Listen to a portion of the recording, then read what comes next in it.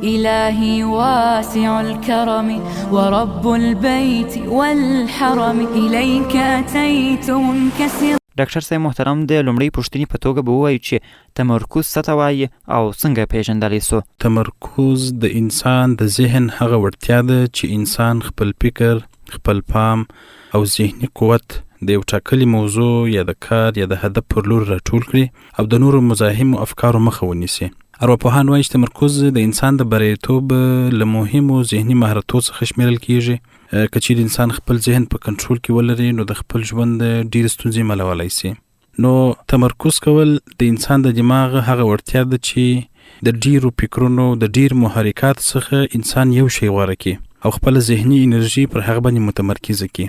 ساینسپوهان وایي چې تمرکز د انسان د دماغ د مخکنی برخې چې هغه ته فری فرونټل کورټیکس ویل کیږي د هغه د خوا څخه اداره کیږي. مثلا کله چې یو کس پر لار روان وي، پر سړک باندې نور کسان هم ځي راځي، یو د بل سره غږیږي، خو که دغه کس د خپل ملګري سره روان هغه ملګري دې ته خبرې کوي، سره د چې د ده فکر د اړولو دپاره پر سړک باندې نور ډېر شیان شته، خو د ټوله فکر او ټوله توجه خپل ملګري او د هغه خبرو ته کړې ده. نو دغه دې ته تمرکز ویل کېږي چې انسان د نورو ذهني محرکاتو، د نورو فکرونو، د نورو غږونو څخه خپل فکر پر یو شي باندې راټولوي او خپل ذهن پر یو ځای باندې متمرکز کوي. دې ته تمرکز ویل کیږي. ډاکټر صاحب، تمرکز څه ډول رامنځته کیږي؟ د دماغ کوم هورمونونه پکښې رول لري؟ د دې لپاره چې پوه سو چې تمرکز څنګه رامنځته کیږي، د دماغ کوم هورمونونه د هغه په رامنځته کېدو کې مهم رول لري.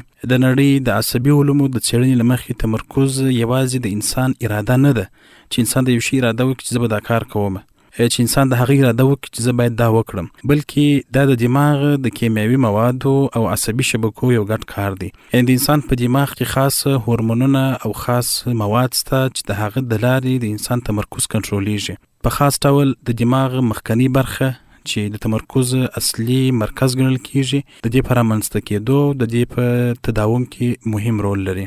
که چیرې یاد کو، درې ډوله کیمیاوي مواد د انسان د تمرکز په جوړولو باندې رول لري چې هغه عبارت دي اول له ډوپامین څخه، دوهم نور ادرینالین یا نور افینفرین او دریم اسیتایل کولین.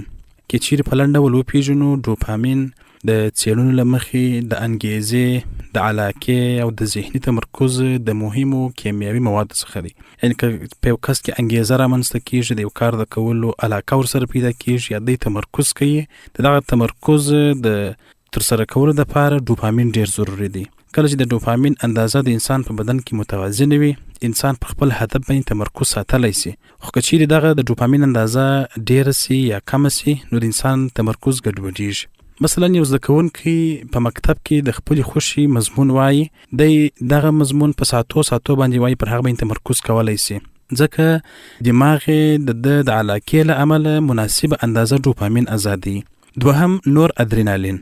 د امریکا او د اروپا د عصبي علومو د څېړنې له مخې نور ادرینالین د انسان دماغ ویښ ساتي او د انسان دغه پام او توجه تنظیموي. که چیرې په انسان په بدن کې د نور ادرینالین اندازه کمیږي، په انسان کې سستی او بې پامي رامنځته کېږي، انسان پام د خپل کنټرول څخه ووځي. که چیرې د نور ادرینالین اندازه زیاتېږي، نو انسان کې اضطراب او ذهني ګډوډي رامنځته کېږي. نو نور ادرینالین هم د انسان د تمرکز د ساتلو لپاره یو ضروري هورمون دی. دریم اسیتایل کولین. اسیتایل کولین د انسان د دماغ سره مرسته کوي چې مهم معلومات انتخاب کړي او غیر مهم معلومات حذف کړي یا د دماغ څخه ایسته کړي. همدا اسیتایل کولین د زده کړې او د دقت لپاره مهم ماده ده. مثلا کله چې یو څوک د یو چا سره په خبرو اخته وي، نو د نورو خلکو خبرو ته پام نه کوي، یوازې د هغه کس خبرو ته متوجه وي. په دې وخت کې اسیتایل کولین د دغه کار د کولو لپاره مهم رول لري. ولې په انسانانو کې د تمرکز قوت کمزوري کیږي او فکر پر یوه ځای نسي راټولولی او عوامل یې څه دي؟ ډېره مننه ښاغلي محسن صاحب. په انسانانو کې د تمرکز د قوت کمزوري یا د انسانانو د فکرونو د کنټرول کمزوري دا اوس په یو عام ستونزه بدله شوې ده او زموږ د ټولنې ډېر وګړي، په خاص ډول ځوانان دې مشکل سره مخامخ دي. دوی نشي کولی چې خپل فکر پر یوه ځای باندې راټول کړي. دا چې ولې دغه ستونزه رامنځته کېږي یا دغه د زموږ د فکرو کنټرول زموږ د لاس څخه وتلی دی یا موږ نشو کولی چې خپل فکر پر یو موضوع باندې متمرکز وساتو، نو د دې ځینې عوامل شته چې د هغه څخه به په لنډو کې یادونه وکړو. اول د خوب کمښت. ډېرو څېړنو ښودلې ده چې د خوب کمښت د تمرکز د انسان د حافظې او د تصمیم نیولو وړتیا کمزوري کوي. مثلا هغه مور چې ټوله شپه د ماشوم ترڅنګ ویښه پاتې سوي، سبا دماغ ډیر ستړی وي او تمرکز نشي کولای. یو کس د شپې ډیر کښېنستلی دی، کله چې د سهار راکښیني او خوب یې نه ترسره کړي، نو د سبا د حافظې مشکل او په خاص ډول د تمرکز مشکل لري. نو د خوب کمښت د تمرکز د کموالي یو مهم عامل دی. بل ذهني فشارونه، کله چې پر انسان باندې ذهني فشارونه زیات شي نو د انسان په بدن کې د فشار هورمونونه لوړیږي او دغه د فشار هورمونونه د انسان د تمرکز مرکز کمزوري کوي او د انسان تمرکز سره کمیږي. بل مهم عامل ټولنیز رسنۍ دي. د چې ټولنیز رسنۍ داسې عیاري سوي دي او داسې جوړ سوي دي چې لنډې ویډیوګانې او لنډ معلومات په کم وخت کې د انسان دماغ ته استوي، چې د ډېر استعمال څخه د انسان دماغ عادت کیږي چې په هر څو ثانیو کې نوې محرک غواړي. څه ډول پوه سو ډاکټر صاحب چې یو کس د تمرکز د کمښت مشکل لري، نښې نښانې به یې څه وي؟ هغه نښې نښانې چې د مخې کولی سو چې پوه سو چې د تمرکز په کمښت باندې اخته یو ډېر زیاتې دي، چې د ټولنې مختلف قشرونه او وګړي کولی سي چې خپل ځان پکښې وویني او په خپل ځان کې پیدا کړي. مثلا هغه کسان چې خپل یو کار راپیل کړي، مثلا مطالعه یا یو پلان جوړول یا یو کار کول، په هغه کې د خپل فکرونه نس کنټرولولی، دغه فکر بار بار د خپل کنټرول څخه وځي. هغه موضوع چې دی غواړي پر هغه باندې تمرکز وکړي او دی پر هغه باندې خپل فکر راټول کړي، دی نس کولی چې خپل فکر پر دغه موضوع باندې وساتي. مثلا کې مثال یاد کو، یو کس مطالعه کوي او درس وایي، کله چې د درس کښینی نو د فکر بیا د خپل درس څخه اوړي او په نور موضوعات کې فکر بنديږي او نس کولی چې خپل فکر راټول کړي او پر دغه موضوع باندې وساتي. یعنی دغه انسان د خپل فکرونو کنټرول نه لري.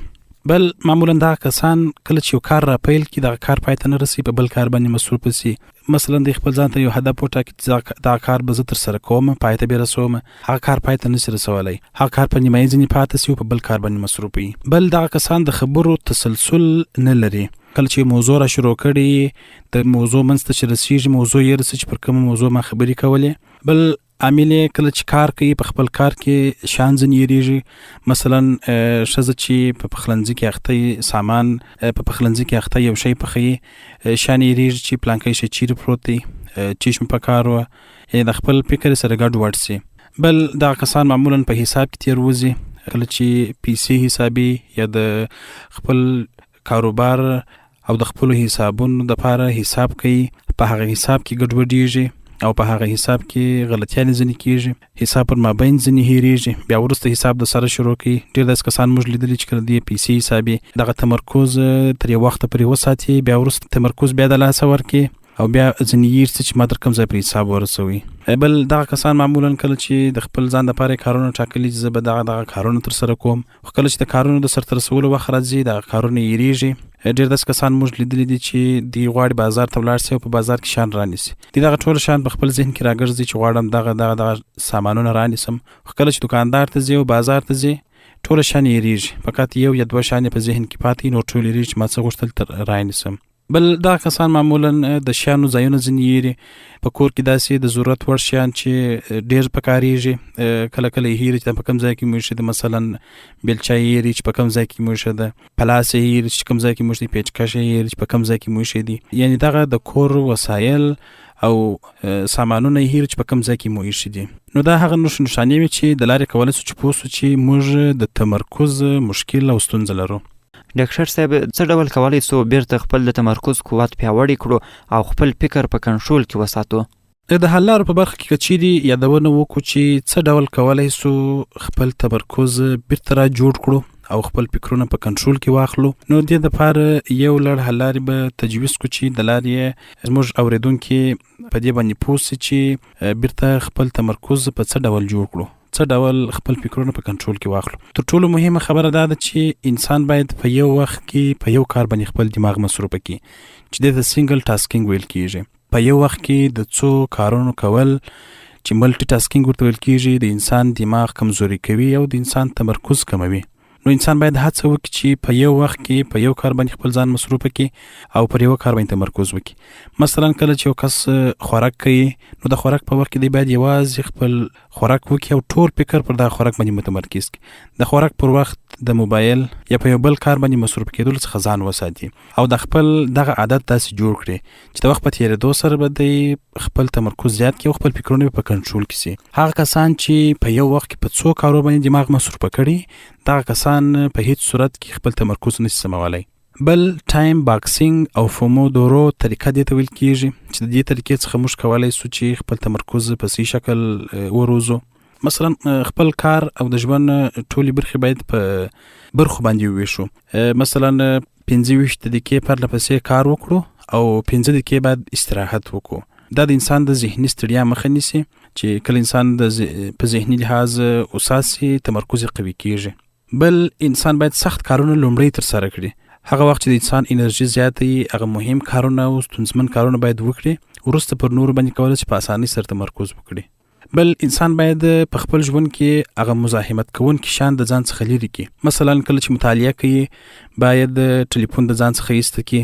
مثلا کله چې ټلیفون استعمالوي په ټلیفون کې ډیر زیات نوټیفیکیشنونه دي چې هغه نوټیفیکیشنونه باید انسان آف یا بند کړي چې دا د انسان د تمرکز د سمېدو لامل کېږي چې دغه د نوټیفیکیشنونه د انسان توجه بار بار هغه طرف ته اړوي. بل انسان باید خپل تمرکز د قوي کولو لپاره تمرین وکړي.